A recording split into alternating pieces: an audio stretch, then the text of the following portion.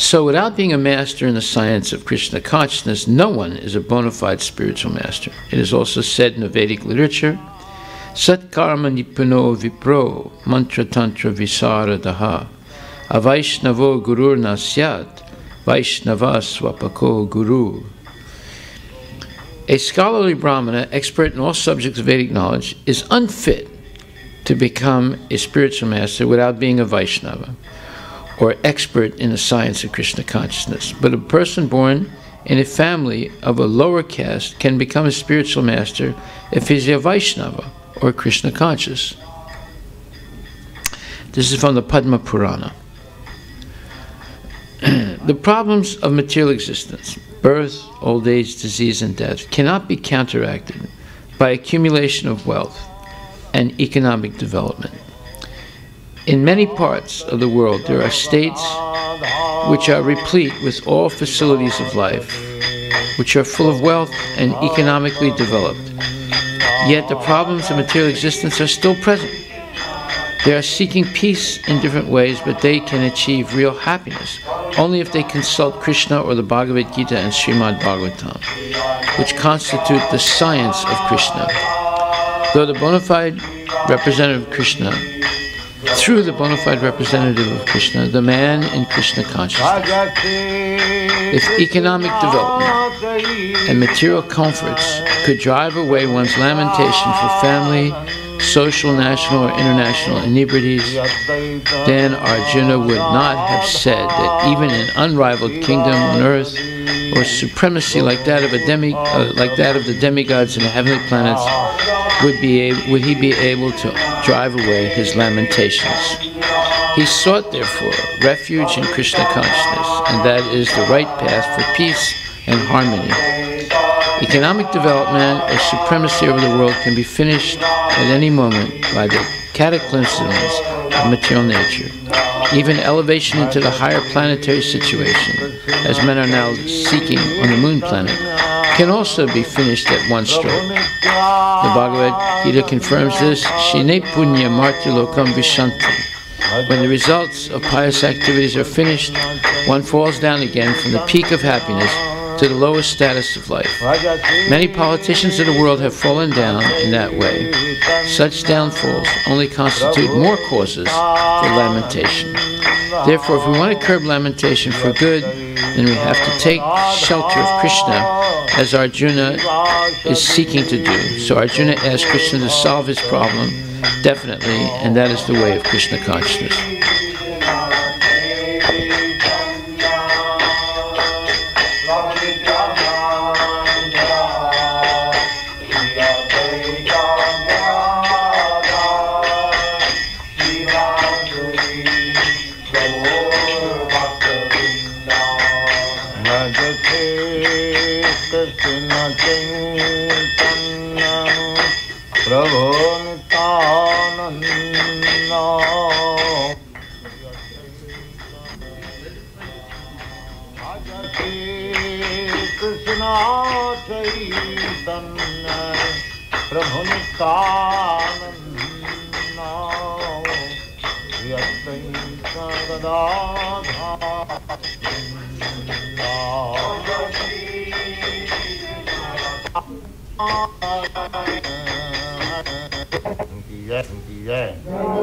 वृंदावन धाम की जय, नवद्वीप धाम की जय, स्वामी तो भक्तवृंद की जय, all glory to the Assembly of be able to destroy it.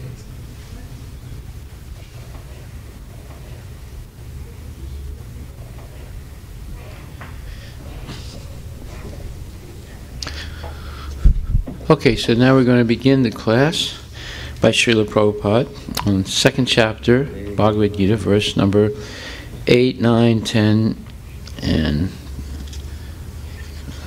he's going to cover about 3 or 4 verses. Okay, put on the audio now. Yes, second.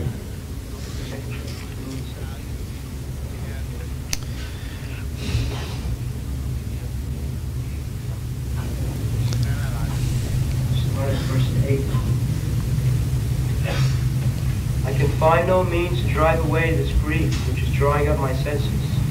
I will not Louder. be able to destroy it if I win an unrivaled kingdom on the earth, with sovereignty like the demigods in heaven. Sanjaya said, having spoken thus, Arjuna, chastiser of the enemies, told Krishna Govinda, I shall not fight, and fell silent. O descendant of Bharata, at that time Krishna, smiling in the midst of both the armies, spoke the following words to the grief-stricken Arjuna. The blessed Lord said, when we become very serious in a dangerous position, as if we are lost, but Krishna smiles. Sometimes we think this is called illusion. The same example, just the man in dreaming, crying, there is a tiger, it is eating me. And the man who is acting, he is smiling. Where is the tiger? Where is the tiger? And this man is crying, tiger, tiger, tiger. Similarly, when we are very much perplexed, just like the politicians, they are sometimes perplexed in political situation and claiming, this is my land, my country. The other party also claiming it is my land, my country, and they are fighting very gravely. Krishna smiles. What this nonsense are claiming my country, my land. It is my land and they are claiming my land and fighting. Actually, the land belongs to Krishna. But these people, under illusion, claiming, it is my land, it is my country. Forgetting how long you shall belong to this country or this nation. That is called illusion. So, this is our position. Without understanding our real position, we are perplexed with these all worldly problems, which are all false. Janasya mohoyang ahangamami. Moha means illusion. This is illusion. So everyone is under this illusion. So one who is intelligent, if he can understand that this worldly position is simply illusion, all the thoughts which I have concocted based on the principle of I and mine, this is all illusion. So when one is intelligent to get out of the illusion, he surrenders to a spiritual master. That is being exemplified by Arjuna. When he is too much perplexed, he was talking with Krishna's friend, but he saw that this friendly talking will not solve my question, and he selected Krishna because he knew the value of Krishna. At least he ought to have known his friend. And he knows that Krishna is accepted, although he is acting as my friend, but by great authorities Krishna is accepted as the Supreme Personality of Godhead. That was known to him. So, he said that I am so much puzzled that I cannot understand, even accepting that I shall be victorious in this battle. Still, I shall not be happy. What to speak of being victorious of this planet? If I become the king of all other planets, or if I become a demigod in the higher planetary system, still this distress cannot be mitigated.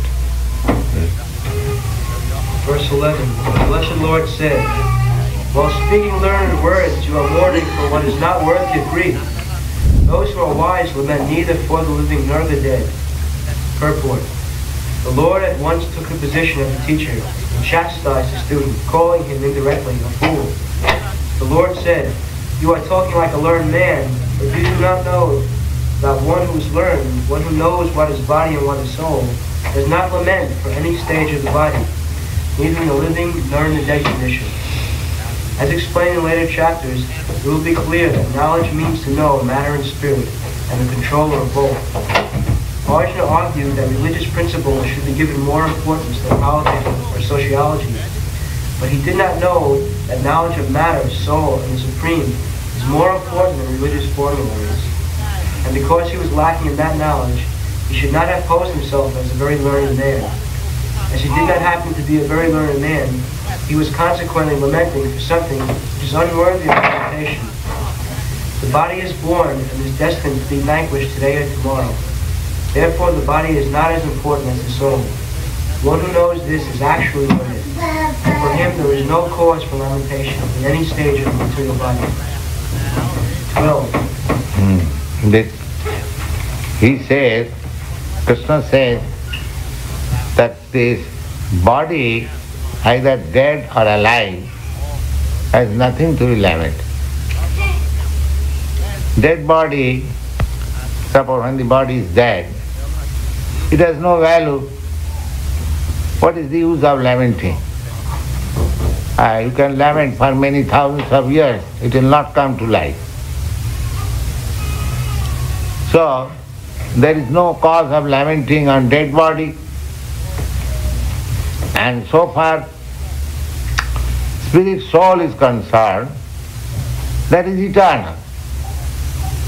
Even it appears to be dead, or the death of this body, he does not die. So, why one should overwhelm, my father is dead, my such and such relative is dead and crying. He is not dead. This knowledge one must have. Then he will be cheerful in all cases. And he will be interested simply in Krishna consciousness. There is nothing to be lamented for the body, either alive or dead. That is being instructed by Krishna in this chapter. Go on. Never was there a time when I did not exist, nor you, nor all these kings, nor in the future shall any of us cease to be.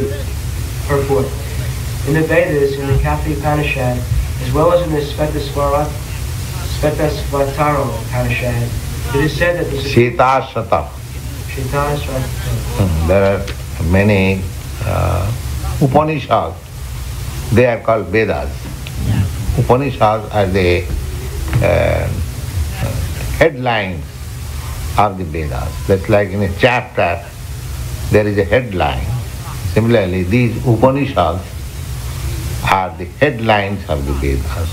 Cut open. There are 108 Upanishads. Principle. Out of that, 9 Upanishads are very important.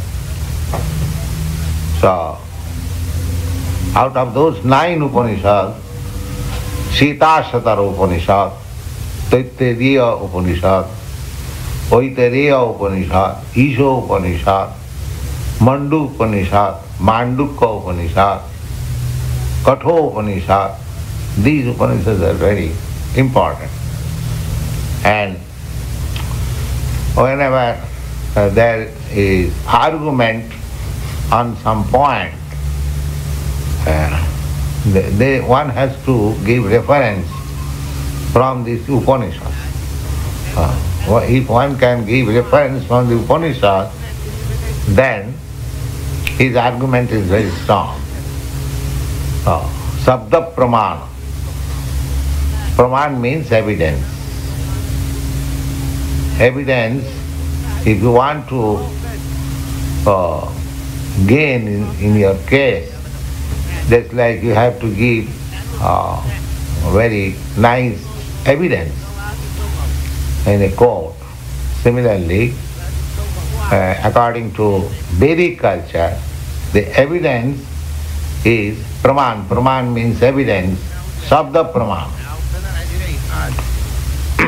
There are three kinds of evidences accepted by the learned scholar in Vedic culture.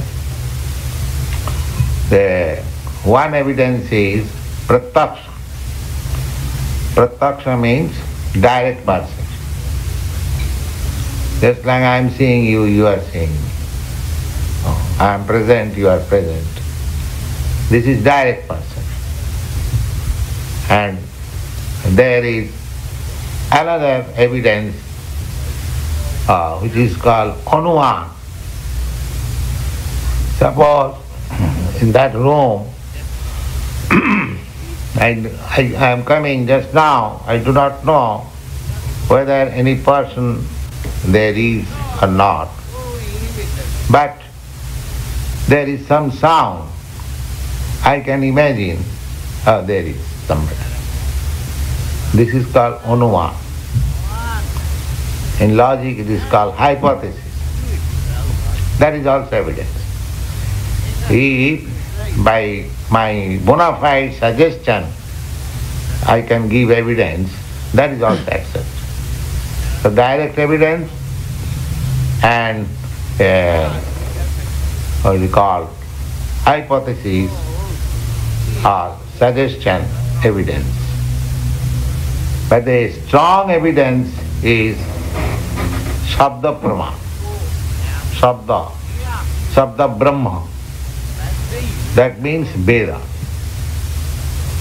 If one can give evidence from the quotation of the Vedas, then it has to be accepted. Nobody can deny the Vedic evidence. That is the system. How it is so, Chaitanya Mahaprabhu has given very nice example. That is in the Vedas. Just like we keep corn cell in the deity's room, corn cell is considered very pure, transcendental. Otherwise, how you can keep before deity and you blow corn cell, you offer water with corn cell, how you can offer? But what is this corn cell? The corn cell is the bone of an animal. It is nothing but bone of an animal. But the Vedic injunction is that if you touch the bone of an animal, you will have to take bath immediately. You become impure. Now one may say, oh, this is contradiction. In one place it is said that if you touch the bone of an animal, then you have to purify yourself by taking bath immediately. And here the bone of an animal is in the deity's room. This is contradiction, is it not? If bone of an animal is impure, how you can place it in the deity's room? And if bone of an animal is pure, then what is the meaning of becoming impure and take bath? You'll find similar contradiction in the Vedic injunction. But because it is said by the Vedas that bone of an animal is impure, you have to accept. But this bone of an animal, corn cell, is pure. Just like sometimes our students are perplexed when you say that onion is not to be taken, but onion is a vegetable. So, the Sabda Praman means the Vedic evidence should be taken in such a way that no argument. There is meaning, there is no contradiction. there is many. Just like several times I told you that cow dung. Cow dung is, according to Vedic injunction, is pure. And in India it is actually used as antiseptic. In villages especially, there is large quantity of cow dung and they are all over the house. They are smeared to make the house antiseptic.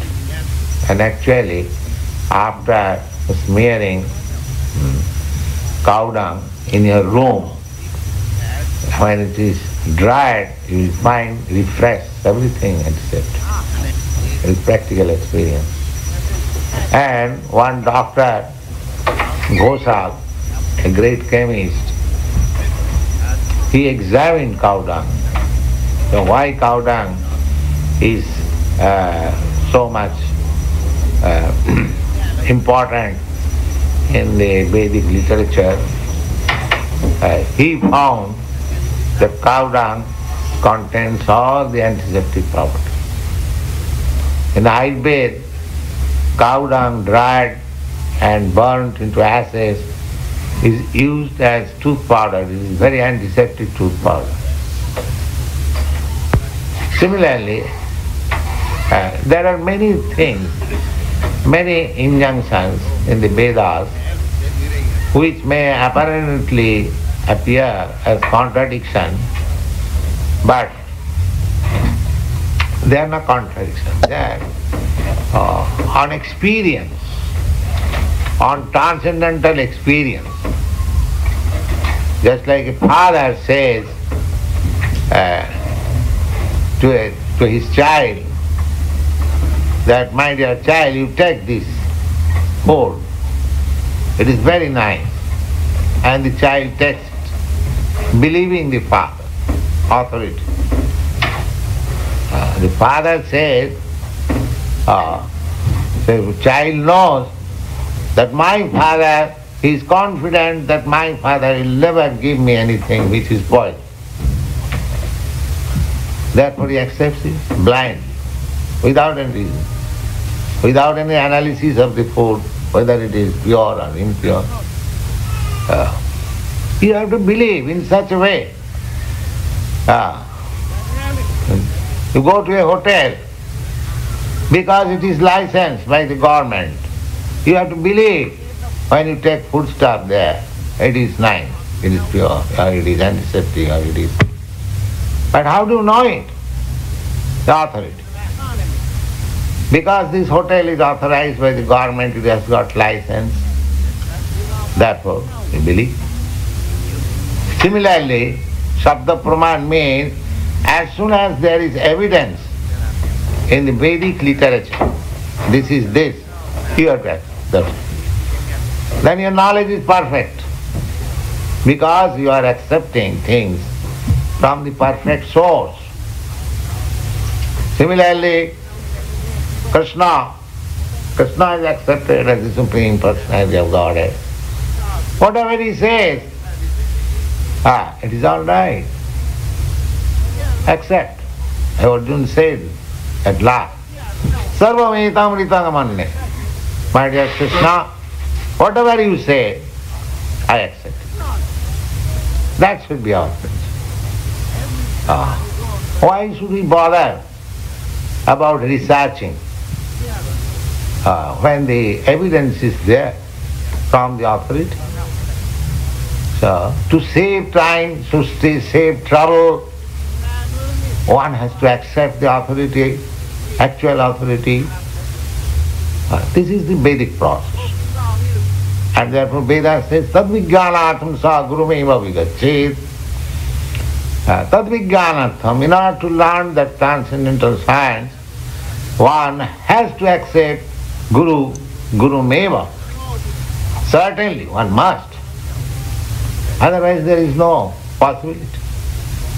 So therefore, Krishna is accepted here as the spiritual master of Arjuna and as the spiritual master or father or teacher has got right to chastise his son or disciple.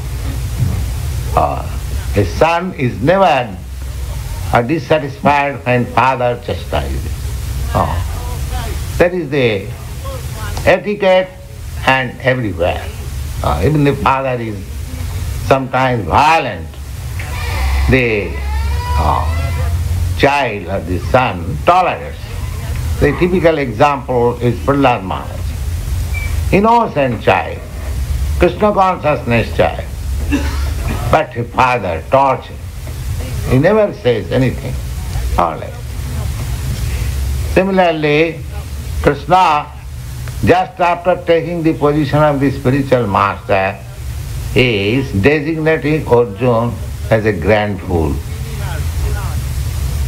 Just like Chaitanya Mahaprabhu also said that my spiritual master found me a great fool. Was Chaitanya Mahaprabhu a fool? And can it be possible that anyone can become the spiritual master of Chaitanya Mahaprabhu? Both things are impossible. Chaitanya Mahaprabhu, even not accepting him as incarnation of Krishna, he simply accept him as ordinary scholar or man. There was no comparison of his scholars. But he says that my spiritual master found me a great fool. What is that meaning?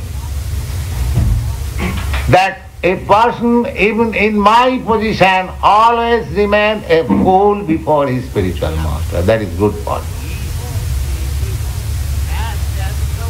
Nobody should impose that what you know, I know better than you. This position is not denied. And other point is, from the disciple's point of view, why he should remain always a fool before a person unless he is actually authorized, actually so great that he can teach me as a fool. One should select a spiritual master in that way, and as soon as the spiritual master is selected, one should remain always a fool. Although he may not be a fool, but the better position is like that. So, Arjuna, instead of remaining on the same level as friend and friend, voluntarily accepting to remain a fool before Krishna. And Krishna is accepting that you are a fool. You are talking just like a learned man, but you are a fool because you are lamenting on a matter which no learned man laments. That means a fool laments that you are a fool. Therefore you are a fool. It is in a roundabout way, just like what is called in logic is a parenthesis or something like that called. Yes, that if I say that you look like that person who stole my watch, that means he looked like a thief. Similarly, Krishna in a roundabout way says that, my dear Arjuna, you are talking just like a learned man, but you are lamenting on a subject matter which no learned man laments. Go on. In the Svetasvatara Upanishad, it is said that the Supreme Personality of Godhead is the maintainer of innumerable living entities in terms of their different situations according to individual work and the reaction to work. That Supreme Personality of Godhead is also, by its plenary portions, alive in the heart of every living entity. Only saintly persons who can see, within and without, the same Supreme Personality of Godhead can actually attain to perfect peace eternal. The same Vedic truth enumerated herein is given to Arjuna, and in that connection to all persons in the world who pose themselves as very learned, but factually have but a poor fund of knowledge. The Lord says clearly that he himself, Arjuna, and all the kings who are assembled in the battlefield are eternally individual beings, and that the Lord is eternally the maintainer of the individual living entities. What is the original verse? Is it? Never was there a time when I did not exist, nor you, nor all these Now, people. never there was a time when I did not exist, nor you, nor these people. Now, he is analytically says, I, you, and first person, second person, and third person. That is complete. I, you, and others. So, Krishna says, never there was a time when I, you, and all these persons who have assembled in this battlefield did not exist. That means, in the past, I, you, and all of them, they individually existed. Individually. The Mayavadi theory is that the ultimate spirit is impersonal. Then how Krishna can say that never there was a time when I, you, and all these persons never existed? That means I existed as individual, you existed as individual, and all these persons who are before us, they also existed as individuals. Never there was a time. Now, what is your answer, Dindar? Krishna says, never we were mixed up. We are all individuals.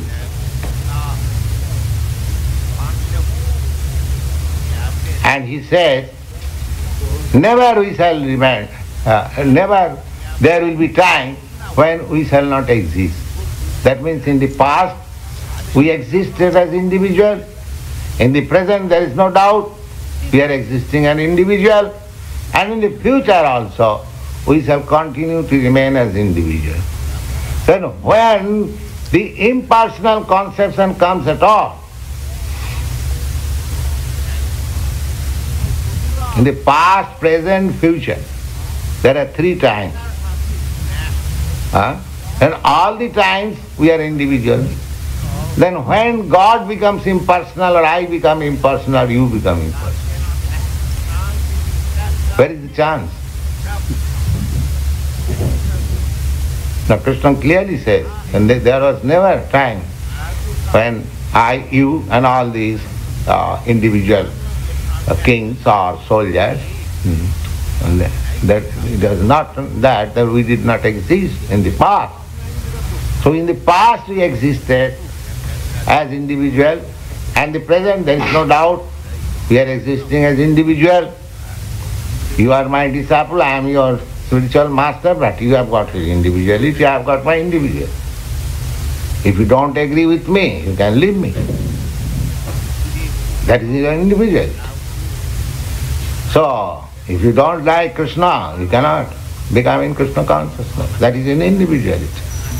So this individuality continues. Similarly, Krishna, if he does not like you, he may refuse you Krishna consciousness. Not that because you are following all the rules and regulations, Krishna is obliged to accept you. No. If he thinks that he is nonsense, I cannot accept it. He will reject it. So he has got individuality, you have got individuality, everyone has got individuality. Where is the question of impersonalism come? There is no possibility. And if you don't believe Krishna, you don't believe Vedas, apart from anything else, Krishna is accepted as the supreme authority, the personality of Godhead. Then if you don't believe him, then where is the possibility of advancing in knowledge? There is no possibility of it.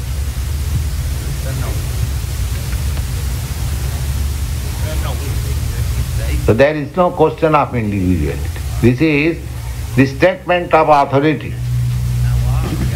Now, apart from statement of authority, you have to apply your reason and argument. Can you say anywhere there is agreement between two parties? No. Go study in the state or in the family, in the community, in the nation. There is no agreement. Even in the assembly, even in your country. Suppose there is Senate. Everyone has got country's interest, but he is thinking in his individual way. One is thinking that my country's welfare will be in this line. Otherwise, why there is competition during election of president? Everyone is saying that America needs Nixon. And another president, he also says, America needs me. But why two? If America needs you, and you are both no, there is individuality. Mr. Nixon's opinion is something else, Mr. Another candidate's opinion is something else. In the assembly, in the Senate, in the Congress, in the United Nations, everyone is fighting with his individual view. Otherwise, why there are so many flags in the world? You cannot say anywhere impersonality. Personality is predominating everywhere.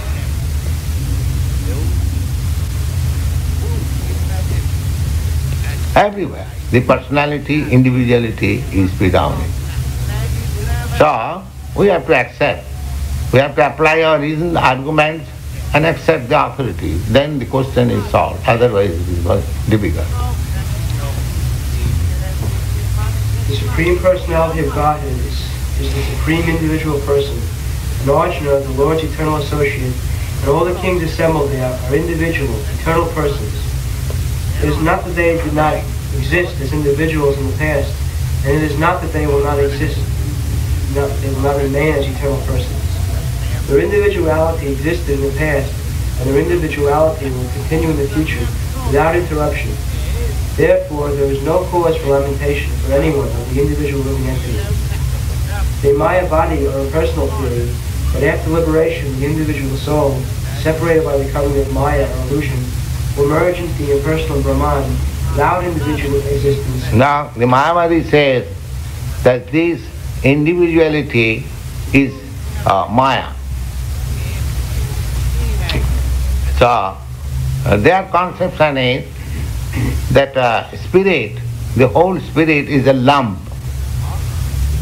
Their theory is Ghatakas Patakas. Ghatakas Patakas means just like sky. The sky is an expanse, an impersonal expanse. So, in a pot, in a water pot, in a pitcher that is closed, now within the pitcher there is also sky, a small sky. Now as soon as the pitcher is broken, the outside the bigger sky and a small sky within the pitcher mixes. That is Mayavad theory. But this analogy cannot be applied. Analogy means points of similarity. That is the law of analogy. The sky cannot be compared. The small sky within the pitcher cannot be compared with a living entity. It is material. Matter. Sky is matter. an individual living entity is spirit. So, how you can say that's like a small ant? It is spirit, soul. It has got its individuality. But a big dead stone, hill or mountain, it has no individuality. So matter has no individuality. The spirit has individuality. So if the points of similarity differ, then there is no analogy. That is the law of analogy. So you cannot analogize with matter and spirit. Therefore this analogy is fallacious. The ghatakas patakas. Then another evidence is in the Bhagavad Gita. Krishna says that mamaivangsha jiva bhutam. These individual souls, they are my part and parcel. Jiva loke sanatam. And they are eternal. That means eternally they are part and parcel. Then when, how this Mayavad theory can be supported, that due to Maya, being covered by Maya, they are now appearing individual, separate, but when the covering of Maya will be taken away, they will mix up, just like the small sky within the pitcher and the big sky outside mixes.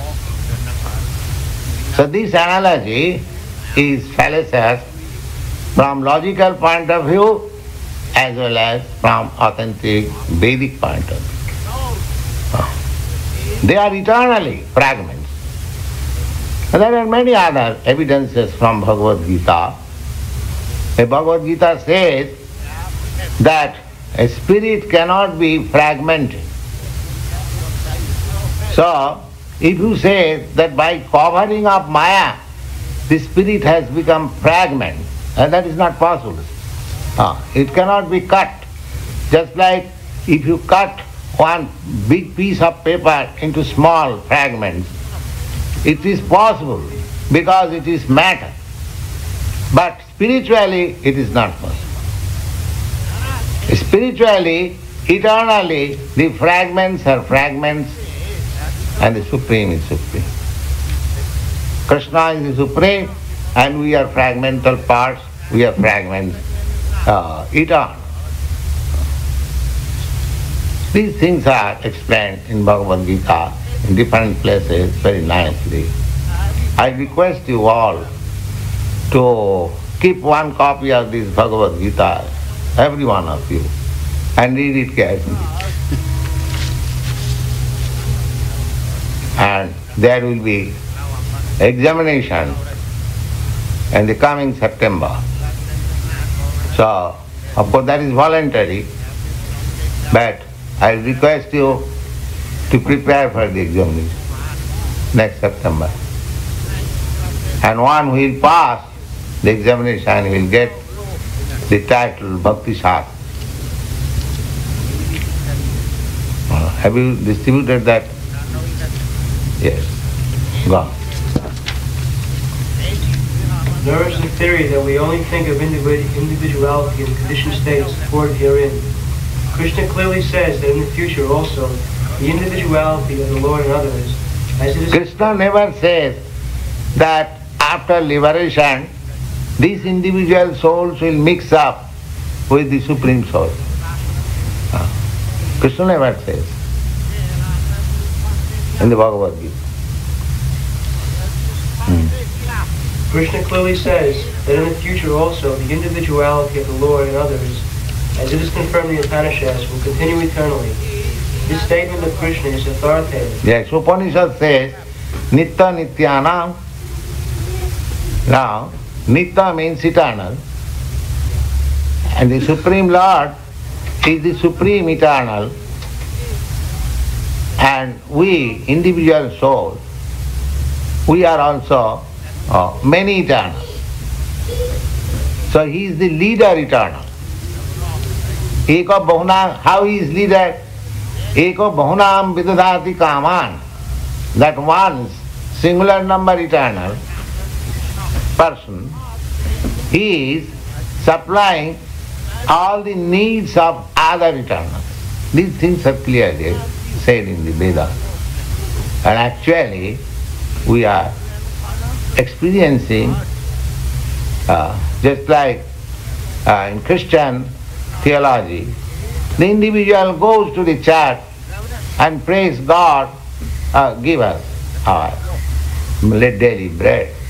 Why? He is asking God. Of course, this atheist class of men are now teaching them, where is bread? You are going to church. You come to us, we shall supply you bread. So, this Vedic thought is there also. The Vedas says, Eka bahunam vidadati kama. That Supreme One, eternal, is supplying, is maintaining all other individuals, eternal. And Bible also enjoins that you go ask for your bread to God. Unless God is maintainer and supplier, why this injunction is there? Therefore he is the leader, he is the maintainer. And the Vedas clearly say, this is the position, he is the supreme. And by knowing this, one can become in peace. That is the Vedic injunction.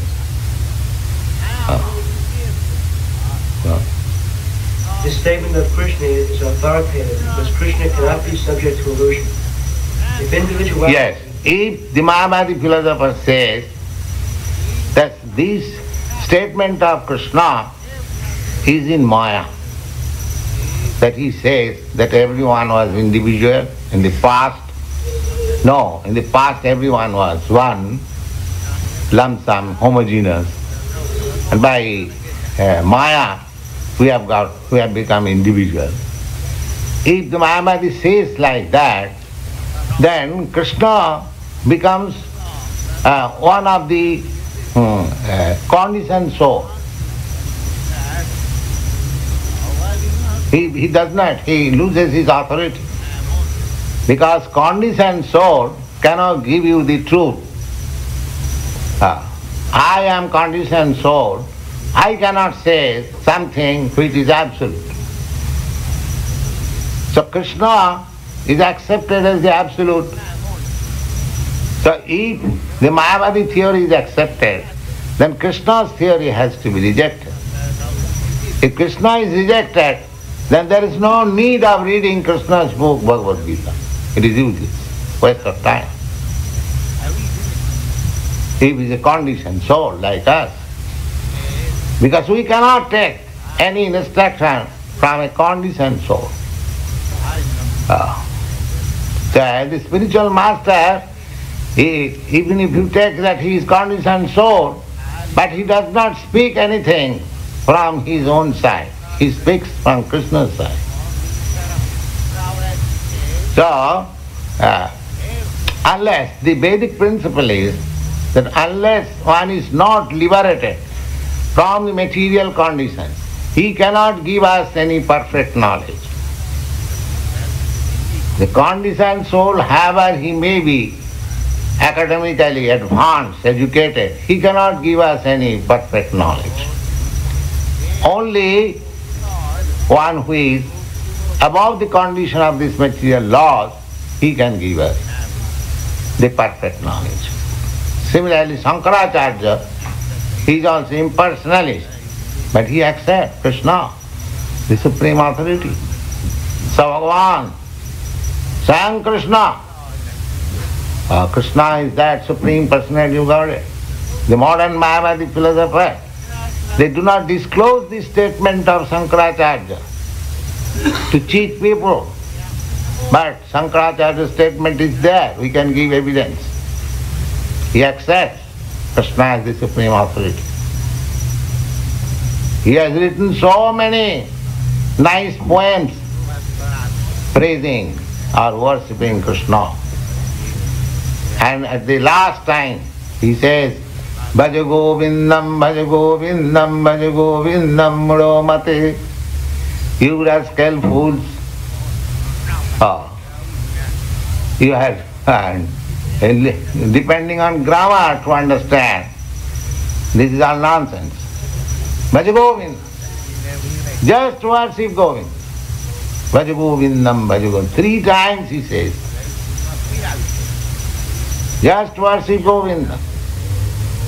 Bhaja Govindam, Bhaja Govindam, Bhaja Govindam. Just like Chaitanya Mahaprabhu says 3 times, Hare Nama, Hare Nama, Hare Nama. 3 times means giving too much stress. Just like we sometimes say, do this, do this, do this. That means no more denial. Finish. All stress. So as soon as one thing is 3 times stress, that means final. So Shankaracharya says, Bhaja Govindam, Bhaja Govindam, Bhaja Govindam Mudhamate. Mudha, I have several times explained, Mudha means last. You are depending on your grammatical understanding. Do king karane. Do king. These are grammatical affix and prefix. Prakaram. So you are depending on this verbal root, that verbal root, and interpreting your meaning in a different way. All this is nonsense. This duking karnane, your grammatical jugglery of words will not save you at the time of death. You rascal, you just worship Govinda, Govinda, Govinda. That is the instruction of Shankaracharya. Because he was a devotee, he was a great devotee. But he pretended to be an atheist because he was to deal with the atheist. Unless he presents himself as an atheist, the atheist followers will not hear him. Therefore he presented Mayavad philosophy for the time being. The Mayavad philosophy cannot be accepted eternally. The eternal philosophy is Bhagavad Gita. That is the body. Go on. If individuality is not a fact, then Krishna would not have stressed it so much, even for the future. The Mayavadi may Yes, he says that there was no such time when we are not individual, and there will be no such time in the future when we shall not remain individual. And so far present is concerned, we are all individual, we know. So where is the possibility of losing individuality? Become impersonal? No. There is no possibility.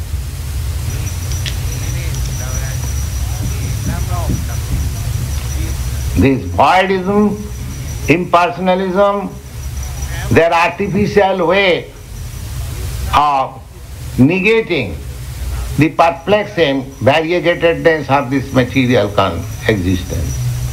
That is the negative side only.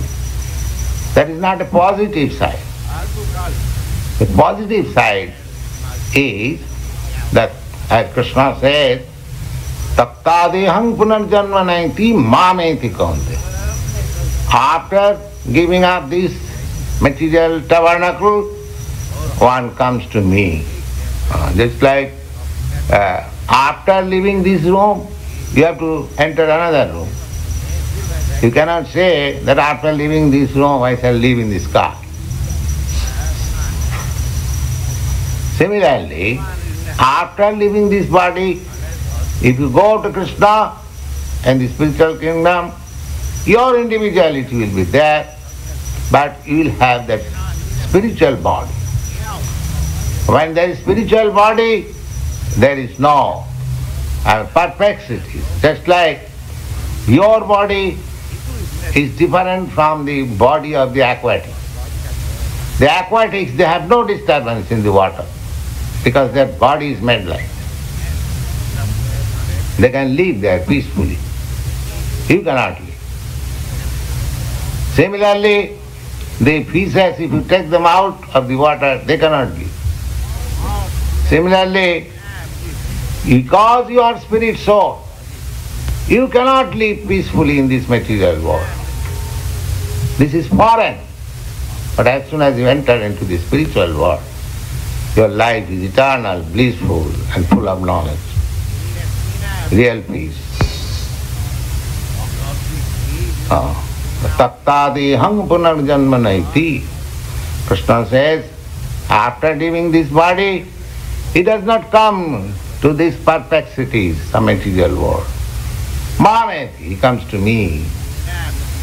Me means his kingdom, his paraphernalia, his associates, everything. If some rich man or some king says, all right, you come to me, that does not mean that is impersonal. If a king says come to me, that he has got his palace, he has got his secretary, he has got his nice apartment, everything is there. How he can be impersonal? But he says only come to me. This me means everything. This me does not mean impersonal. And we get information from Brahma Samhita, Lakshmi Sahasra Sata Samrama Sevvamanam, Surabhi Ravipalayantam. So he is not impersonal. He is raising cows. He is with hundreds and thousands of goddess of fortune, his friends, his paraphernalia, his kingdom, his house, everything is there. But there is no question of impersonality. Yes. The Mayavadi may argue that the individuality spoken of by Krishna is not spiritual but material. Even accepting the argument that the individuality is material, how can one distinguish Krishna's individuality? They also think of Krishna therefore as material. And that is also condemned by Krishna. You'll find avajananti manga murha manusim tanumasu. Because I have appeared just like a human being, these rascals derided me that I am also one of them. Mudha. Mudha means rascal. Just like Dr. Radhakrishnan says, it is not to Krishna. Krishna, it is the soul within the Krishna. That means he identifies Krishna as one of us. His body and his soul different. But Krishna is not a... Krishna says, Samavami Atmamaya. I appear in my own original stature. I do not change. We change. The individual soul, Prakriti Kriyamanani. He is conducted by, influenced by this Prakriti nature. But he is not conducted or influenced by the nature. He comes in his own influence. As he is. Atmaya. This is the distinction. Therefore he does not change body. When I come, I change body. This time I may have this body, next time I may have another body. That is material. And therefore I forget. Just like Krishna says in the 4th chapter, that many times you and I came, you have forgotten. Because we change our material body, therefore we forget. These things all will be explained. Go on. Krishna affirms his individuality in the past and confirms his individuality in the future also. He has confirmed his individuality in many ways. An impersonal Brahman has been declared as subordinate to him. Krishna has maintained spiritual individuality all along, and if he is accepted as an ordinary conditioned soul in individual consciousness, then his Bhagavad Gita has no value as an authoritative scripture. A common man with all the defects of human frailty is is unable to teach that which is worth hearing. Bhagavad Gita is above such literature. No mundane book compares with the Bhagavad Gita. When one accepts Krishna as an ordinary man, the Bhagavad Gita loses all importance. The Mayavadi argues that the plurality mentioned in this verse is conventional and that the plurality refers to the body. But previous to this verse, such a bodily conception has already been condemned. After condemning the bodily conception of living entities, how was it possible for Krishna to place a conventional proposition on the body again? Therefore, the plurality is on spiritual grounds, as is confirmed by great teachers like Sri Ramanuja. It is clearly mentioned in many places in the Bhagavad Gita that this spiritual plurality is understood by those who are devotees of the Lord. Those who are envious of Krishna as the Supreme Personality of Godhead have no bona fide access to the great literature. The non-devotee's approach to the teachings of the Bhagavad Gita is something like a bee looking on the bottle of honey. One cannot have a taste of honey unless one can taste within the bottle. Similarly, the mysticism of the Bhagavad Gita can be understood only by devotees. No one else can taste it, as is stated in this 4th chapter of the book. Nor can the Gita be touched by persons who envy the very existence of the Lord. Therefore, the Mayavadi explanation of the Gita is a most misleading presentation of the whole truth. Lord Chaitanya has forbidden us to read commentaries made by the Mayavadis. Yes, Lord Chaitanya has clearly said, Mayavadi bhashya sunile hoy sarvanas. One meets a disaster if he hears a Mayavadi philosopher to understand Vedic literature. That is his injunction. Mayavadi bhashya sunile hoy sarvanas. Sarvanas means disaster. It is actually disaster. The Mayavadi bhashya, Mayavadi commentary, they simply try the individual, teeny, individual spiritual spark that you are the Supreme. So he is just Dr. Frog. So popped up when at one time it will burst. Therefore it is disastrous. It is disastrous. Mayavadi bhashya sunile hai sarvana. So, therefore. Finish? Therefore, the Mayavadi explanation of the Gita is the most misleading presentation of the whole truth. Lord Chaitanya has forbidden us to read commentaries made by the Mayavadis and warns that one who takes to an understanding of the Mayavadi philosophy loses all power to understand the real mystery of the Gita. If individuality refers to the empirical universe, then there is no need for teachings of the Lord. The plurality of the individual souls and of the Lord is an eternal fact, and it is confirmed by the Vedas as above nature. So you read very carefully Bhagavad Gita. You'll have to meet so many opposing elements, so you have to argue and you convince them.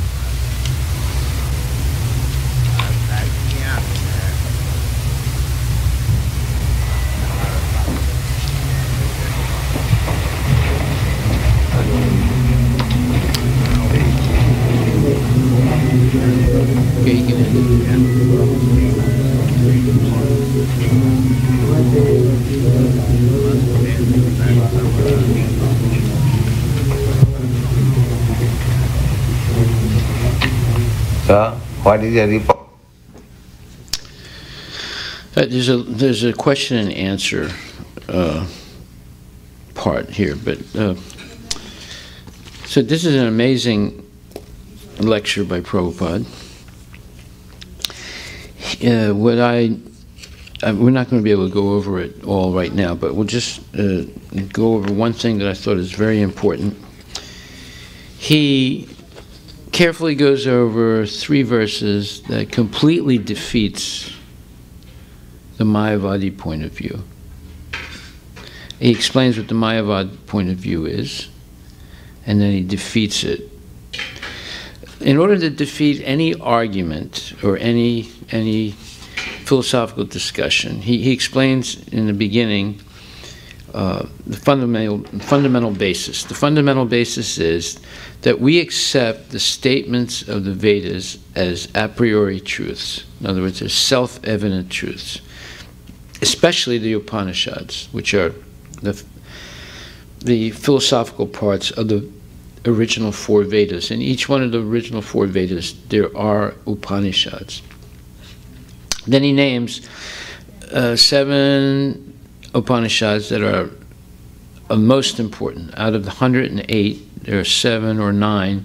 He named 7 of them that are most important, such as the Svetasvatara Upanishad, Taittiriya Upanishad, Aitareya Upanishad, Isha Upanishad, Mundaka Upanishad, Mandukya Upanishad, Katha Upanishad. And now he's going to quote some verses from those. But he first of all, Prabhupada gives what's called epistemology, the science of how you know if something is true or false. And this is called Sabda Pramana. This is the evidence of Vedic knowledge. There's Pratyaksha, that is direct observation. Then there's Anumana, which is hypothesis or basically suggested evidence. Pramana means evidence. But then there's Sabda Pramana, which is Vedic evidence. So Vedic evidence is the highest evidence. So after doing that, he sets the basis of how to discuss in spiritual circles. So now you have 2 things. You have the Vaishnava philosophy and you have the Mayavadi philosophy. Mayavadi philosophy is summarized as impersonalism, and the Vaishnava philosophy is summarized as personalism. That means that the Mayavadis believe that God is impersonal, and the Vaishnavas believe that God is a person. Okay, so now Prabhupada chooses 3 verses from the Bhagavad Gita to defeat the Mayavadi point of view. Those are Bhagavad Gita 2nd chapter 12th verse, Bhagavad Gita 15th chapter 7th verse, and Bhagavad Gita 2nd chapter 23rd verse. These 3 verses, he gives a brilliant analysis of them. So, first of all, he explains what the Mayavadi philosophy is. The Mayavadi philosophy states that individuality only exists on the material plane in this world of matter. It does not exist in the ultimate state, according to them. And he says that they claim that they give the example as gatakas patakas, which means in a small pot there is some small space or air, let's say, and in the sky it's full of infinite air. So if you break the small pot, that air in the small pot merges into the air of the sky. So that's their example, that in the tabernacle or the material body, there seems to be individuality. But when the material body dissipates, then this small air that was entrapped in that body merges into the grand space, and it all becomes one. So they claim there's only one soul, and it's called Brahman. And all the different individuals you see in this world are actually illusory. Just like the air in a small pot. It's exactly the same as the air in the sky, but it looks like it's individual because it's encapsulated or it's contained in a small part. But as soon as you break the pot, it merges, and you cannot tell where that air went now. It's all part of the big air. So that's their understanding of the ultimate destination of the soul. There's only one soul, and the individuality that you see in this world is actually an illusion. Okay. Now, if we say that the Upanishads are the highest evidence, Sabda Brahma, and in any argument, whoever presents the highest evidence, basic Upanishadic evidence, they win the argument. Well, the Bhagavad Gita is called Gita-upanishad, right? It is also considered, even though it's not in the original 4 Vedas, it's in the Mahabharata. And this morning we read in the Srimad Bhagavatam, Prabhupada made a very important statement at the end of the 4th chapter, first canto, 4th chapter. He said that the Mahabharata is more important than the 4 Vedas in this Kali Yuga. Right? Let me see if I can find that statement. Huh? Yes, it's the 5th Veda. Yes. So, let me see where he said that.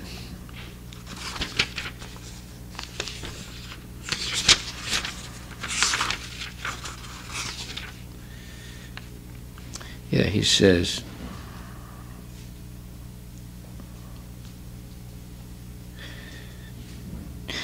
less intelligent classes of men, namely women, Sudras, and unqualified sons of the higher castes, are devoid of necessary qualifications to understand the purpose of the transcendental Vedas. For them, the Mahabharata was prepared. The purpose of Mahabharata is to administer the purpose of the Vedas, and therefore within this Mahabharata, the summary Veda of Bhagavad Gita is placed. The less intelligent are more interested in stories than in philosophy. And therefore the philosophy of the Vedas in the form of the Bhagavad Gita is spoken by the Lord Sri Krishna. Vasudeva and Lord Krishna are both on the transcendental plane, and therefore they collaborated in doing good to the fallen souls of this age. The Bhagavad Gita is the essence of all Vedic knowledge. It is the first book of spiritual values, as the Upanishads are. The Vedic philosophy is the subject matter for study by the spiritual graduates. Only the postgraduate spiritual student can enter into the spiritual or devotional service of the Lord. It is a great science, and the great professor is the Lord himself in the form of Lord Chaitanya Mahaprabhu. And persons who are empowered by him can initiate others in the transcendental loving service of the Lord. So, in this purport, he said that the Mahabharata is more important than the 4 Vedas. But I didn't see it there. Anyway, he makes it very clear that the Mahabharata is definitely more important in Kali Yuga than the 4 Vedas, because people in Kali Yuga are less intelligent. They don't have much time. So the ultimate Upanishad is the Gita Upanishad. Now in the Gita, Krishna says, Na tvevaham jatu nasam na tvam nemi janadi bha na chaivina bhavisyama sarvivayama takparam. 2nd chapter, 12th verse, he says, never was there a time, Arjuna, that I, nor you, nor all the other people on this battlefield did not exist.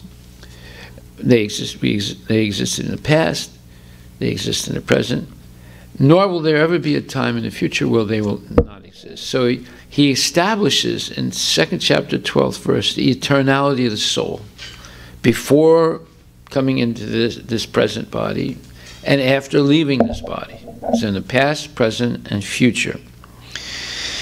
So, therefore, he's saying, just with using this one verse, how can the Mayavadis say that after death, the individuality of the soul dissipates and it merges into some oneness? When Krishna is saying that the individuality of the soul exists in the past, in the present, and in the future. So the Mayavad philosophy is contradicting Krishna's direct statement. And it's not only that one statement. Then in chapter 15, verse 7, he says, Mamayavam sa jiva bhuta jiva loka sanatana. He says, Mama eva amsa. He says, the individual soul of the jiva, that means individuals like us, is my eternal amsa, fragmental part and parcel. In other words, although we're connected to Krishna eternally, still we have our own specific individuality as does Krishna also. So in that verse, it says that Sanatana, the individual soul, is Sanatana, is eternal. So now we have two verses that the Mayavadis are contradicting by their theory. And then he says, Nainam chindanti sastrani, nainam dahati pavaka, na chainam gladeyanti apo, na sosyati na marutaha. The soul can never be cut to pieces by any weapon, nor burned by fire, nor moistened by water, nor withered by the wind. And then he says, Achedyo yam adayo yam akledyo sosya eva cha nitya sarva gatastanur achalo yam sanatana. Again, now he says, the individual soul is unbreakable and insoluble and can be neither burned nor dried. He is everlasting, present everywhere, unchangeable, immovable, and eternally the same. So here we have 223 and 224 establishing again, for a third time, by direct statement of Krishna, that the individual soul, like you and me, is eternal in the past, in the present, and in the future. It can never be cut. It can never be destroyed, etc. So, at these three verses, the Mayavadi philosophy is nullified. Then he quotes Sankaracharya himself, the person who codified Mayavad philosophy in modern times, but yet Sankaracharya says, Bhajagovindam, Bhajagovindam, Bhajagovindam, Mudamate. He says, give up your word jugglery and Sanskrit so-called erudition and just worship Govinda. Right? And then Sankaracharya also says that Krishna is the Supreme Personality of Godhead. So, he calls his followers Muda. Muda means fools and rascals, because they're using grammatical analysis to skew out different meanings of the Sanskrit, of the Upanishads and the Vedanta Sutra. And that's a false way of reading the Vedas. So, therefore, three times it says Bhaja Govindam, Bhaja Govindam, Bhaja Govindam. So here we have, and then again, on a fourth time he quotes Vedic Shruti. He quotes the Katha Upanishad, Nityo Nityanam Chaitanas Chaitananam Eko Bahunam Yo Vidadati Kamam. This verse says that amongst all eternals, Krishna is the supreme eternal, and he's maintaining all the other eternals. So again, it says that individuality is eternal. Krishna's individuality is eternal, and the jiva, or the individual souls like you and I, are eternal. We do not die. And then he quotes another Bhagavad Gita verse, Bhagavad Gita 4th chapter, 9th verse, which says, Janma karma chame divyam ivam yo veti tatpata tyakva deham punar janma naiti mameti sarjuna. He says that anyone who knows the transcendental nature of Krishna's appearance and activities, his janma and karma, does not, upon leaving the body, take birth again in this material world, but comes to me. So, comes to me, what does that mean?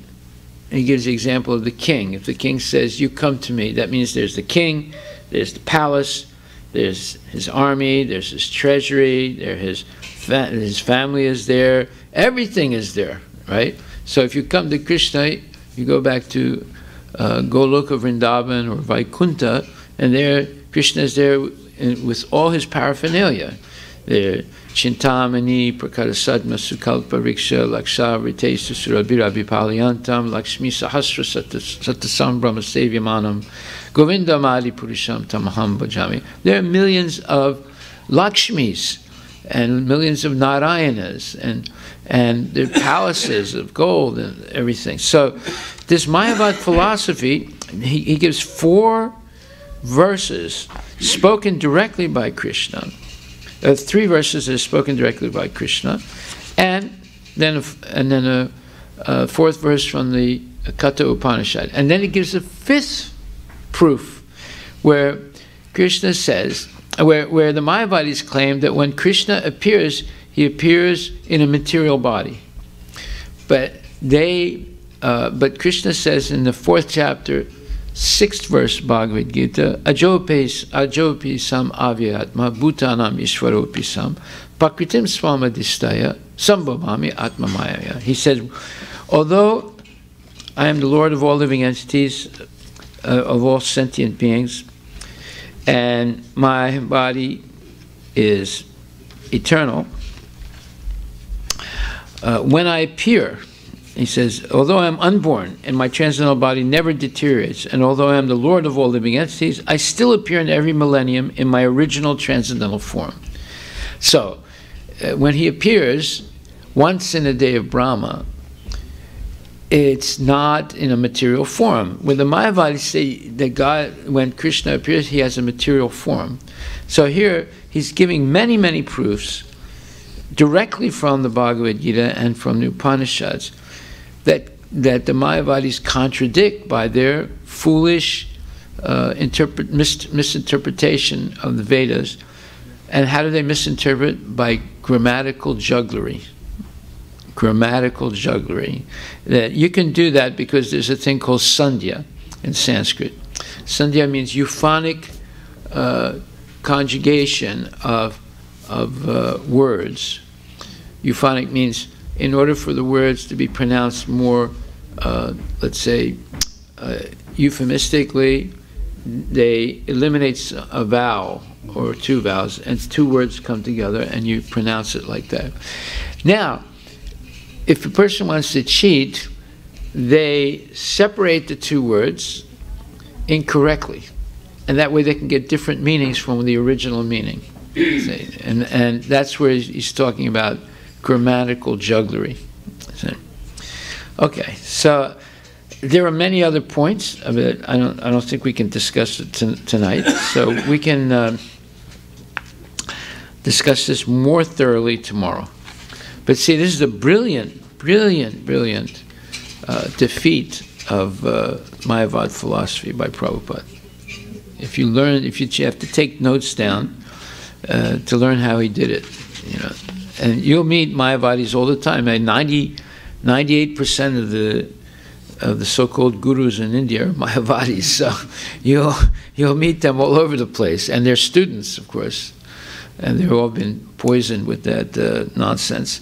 So you need to have shastric evidence in order to defeat them. Prabhupada said there's no question of impersonalism. Krishna is not impersonal. He's raising cows. He has hundreds and thousands of goddesses of fortune.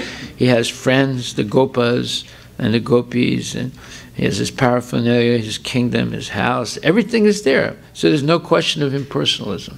Yeah. Haribol. In the beginning, Prabhupada,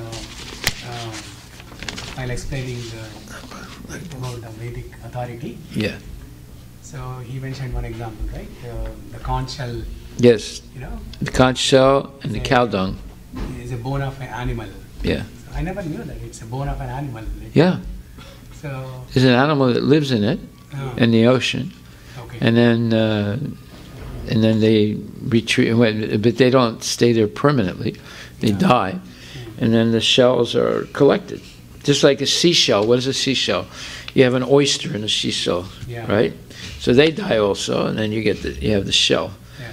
Well, the conch is also the shell of an animal. Not an animal, like some kind of aquatic. Yeah. It looks something like a crab. Okay. You know. So it lives inside the conch shell? Yeah. After it dies? Yeah. You didn't know that, huh? I didn't know that. Yeah. That's why I have to come to class. Yeah. Just like you gave example of air getting mixed up, Maharaj is also quote that it's like a drop of water, like you're underwater. It's a drop. No, not a drop of water. Air. Yeah, no. Other example is they say like you are like drop of water, and when you get liberated, you mix into the ocean. So you lose your identity, and then you become a part of ocean. That's like the rain. raindrops. No, but the actual example is you're like air that's trapped in the water, right? And when it rises to the surface, it bursts, and then the air in the bubble bursts into the totality of the air. So it's only existing as seemingly like an individual bubble of air while it's in the water. As soon as it bursts into the totality of the air, it becomes one. See, the problem is these are not valid. So that's the other thing he did. He explained what is a valid analogy and what is an invalid analogy. So we'll discuss this tomorrow, and I'll print out some copies of it. We should hear this class again because it's a very profound class by Srila Prabhupada. Hare Krishna. Srila Prabhupada ki jai.